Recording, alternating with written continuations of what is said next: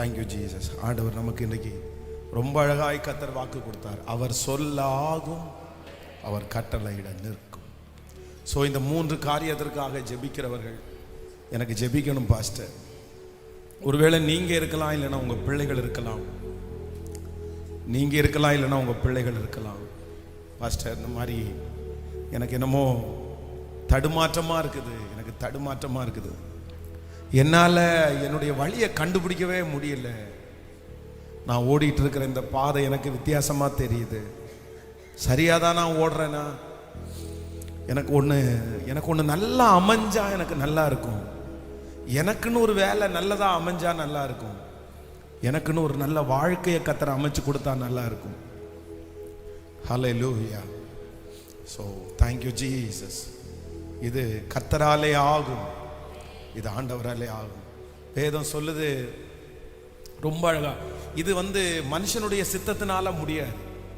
நம்ம எவ்வளவு அறிவா இருந்தாலும், நம்ம எவ்வளவு ஞானமா இருந்தாலுமே பாருங்க, சில பிள்ளைகளை படிக்க வைக்கும்போது பார்த்தீங்க அப்படின்னு சொன்னா, சின்ன வயசுல இருந்து பிறந்த உடனே பேர் வச்ச உடனே அந்த பிள்ளைக்காக அந்த அம்மா அப்பா என்ன சொல்லுவாங்க தெரியுமா?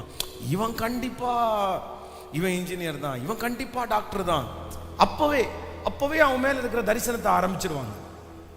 ஸ்கூல்ல படிக்க வைக்கும் போது பாத்தீங்கன்னா, கடனை ஏதாவது ஒன்றை வாங்கி அவங்களுடைய ஒரே டார்கெட் என்ன அப்படின்னு சொன்னா, அவன் ஏதாவது ஒன்றா வரணும் அப்படின்னு சொல்லிட்டு அந்த மாதிரி தான் படிக்க வைப்பாங்க. எல்லாம் முடிச்சு காலேஜ் முடிச்சுட்டு திடீர்னு பார்த்தா அவனுடைய வாழ்க்கை அப்படியே சேஞ்ச் ஆயிரும் பாருங்க. இத்தனை நாட்களும் அவர்களுக்கு கற்பனை பண்ணி படிக்க வச்சு அந்த ஃபீல்டே மொத்தமா தூக்கி போட்டுட்டு அவன் இன்னொரு ஃபீல்டுக்கு போயிட்டு இருப்பான், இன்னொரு வேலைக்கு போயிட்டு இருப்பான். நிறைய பேரால் அதை அக்செப்ட் பண்ணிக்கவே முடியாது. அந்த பிள்ளையே ஃபீல் பண்ண, அவனே ஏண்டா நம்ம என்னென்னமோ கற்பனை பண்ணி என்னென்னமோ ஆரம்பிச்சு எங்கேயோ நிக்கிறோம்டா, எங்கேயோ போயிட்டு இருக்கோம்டா நம்முடைய வாழ்க்கை. இந்த தடுமாற்றம் இந்த ஜபத்தில் இருக்கிறவங்க கூட யாரோ ஒருத்தருக்கு இருக்கலாம். ஆனா எனக்கு தெரியும், அவர் சொல்ல ஆகும், அவர் கட்டளையிட. எனக்கு இது ரொம்ப பிடிச்சி இந்த வசனம். கர்த்தர் சொல்றாரு, அந்த மீனுக்கு கட்டளை இட்டார். என் பிள்ளை வழி மாதிரி தான் வந்திருக்குது, என் பிள்ளை தெரியாம தான் வந்திருக்குது, என் பிள்ளை அந்த பாதையில ஓடல, நீ கொண்டு போய் சரியான இடத்துல என் பிள்ளைய கொண்டு போய் விடு. நான் என்ன நினைக்கிறேன்னா, மீனை பரிசுத்த ஆவியானவரா நினைக்கிறேன். பரிசுத்த ஆவியானவர் நம்மை நடத்த போகிறார், சகல சத்தியத்திற்குள்ள நடத்த போறார். ஸோ ஃபர்ஸ்ட் அந்த காரியத்திற்காக ஜெபிக்க போறோம், அந்த காரியத்திற்காக ஜெபிக்க போறோம். ஆண்டவரே, எனக்கு ஒரு கிருபை செய்யணும். எனக்கு பாஸ்டர் சொல்ற வார்த்தையின்படி தான் நான் உடைஞ்சு போய் தான் வந்திருக்கிறேன், நான் திருப்தி இல்லாம தான் வந்திருக்கிறேன், என் பிள்ளையினுடைய வாழ்க்கை திருப்தி இல்லாம தான் இருக்குது. ஆனா இப்ப நீர் ஒரு இரக்கத்தை எனக்கு நீர் காட்டணும். இந்த வசனத்தை நான் 100% நான் நம்புறேன். ஜெபம் பண்ணு.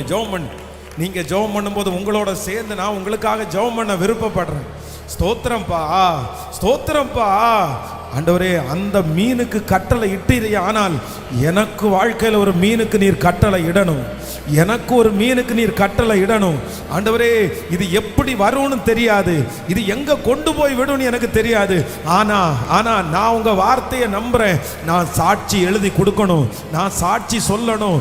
ஆண்டவரே, உங்க வருகை தாமதிக்கா 10 வருஷத்துல 15 வருஷத்துல 5 வருஷத்துல என் பாதையை கண்டுபிடிச்சிட்டேன். கர்த்தர் என் பாதையில என்ன கொண்டு போய் நிக்க வச்சாரு.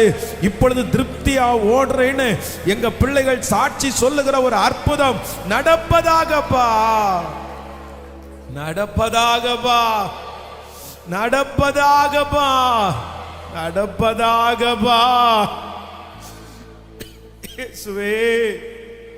இயேசுவே, எங்களை கொண்டு போய் விடுறதுக்கு யாருமே இல்லையே, எங்க பிள்ளைகளுடைய கையை பிடிச்சு நடத்துறதுக்கு யாருமே இல்லையே. யாருக்கு தெரியும்? திருப்தியே இல்லாம ஓடிட்டு இருக்கோம். இப்ப நான் ஜெபம் பண்றேன், இது உங்க வார்த்தை இல்ல சாமி, இது உங்க வார்த்தை இல்ல சாமி, உங்க வார்த்தை இல்ல சாமி. குழப்பத்திலேயே என் பிள்ளை வாழ்ந்துட்டு இருக்குப்பா, தடுமாற்றத்திலேயே என் பிள்ளை வாழ்ந்துட்டு இருக்குப்பா.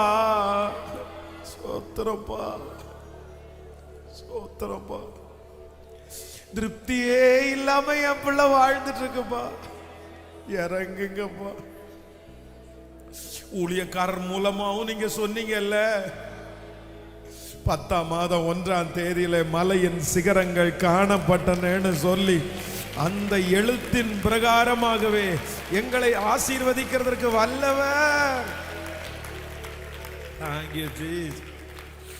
இதோ முன்னாடி வந்து நிக்கிற பிள்ளைங்க, ஆன்லைன்ல இந்த ஜபத்துல இருக்கிற பிள்ளைங்க, கெஞ்சுறேன் கெஞ்சுறேன் கெஞ்சுறேன், இந்த 2வது இந்த காரியத்திற்காக நான் கெஞ்சுறேன்ப்பா. சோத்திரம் சோத்திரம். நீ நடாதது, நீ பிரயாசப்படாதது, ஒரே ராத்திரியில முளைக்கிறது ஒரு ஆமணக்கு செடி, ஒரு ஆமணக்கு செடி, ஒரு ஆமணக்கு செடி. இப்போ இப்போ இப்போ ராஜா ராஜா, அந்த ஆமணக்கு செடி என் பிள்ளைக்கு முளைக்கணும், என் பிள்ளைகளுக்கு முளைக்கணும். அந்த ஆமணக்கு செடி முளைப்பதாக இயேசுவே.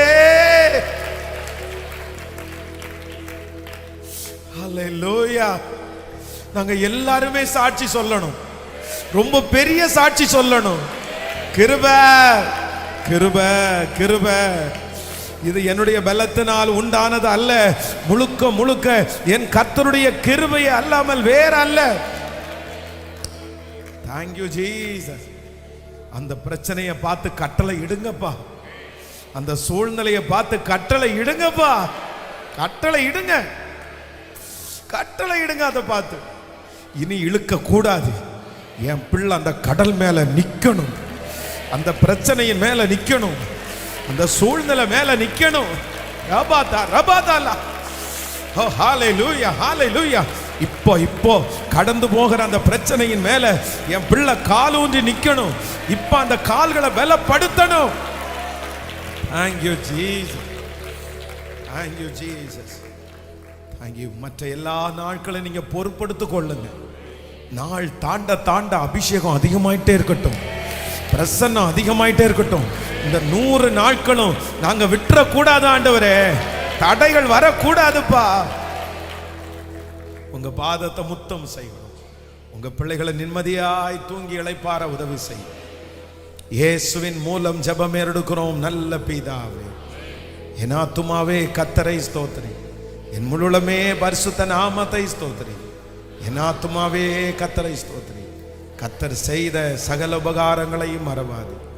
நம்முடைய ஆண்டவராகிய இயேசு கிறிஸ்துவின் கிருபை, பிதாவாகிய தேவனுடைய அன்பு, பரிசுத்த ஆவியானுடைய அந்யோன்ய ஐக்கியம் நம்மளோடும் இன்றும் என்றும் சதா காலம் கூட இருப்பதாக. ஆமென். ஹல்லேலூயா ஹல்லேலூயா ஹல்லேலூயா.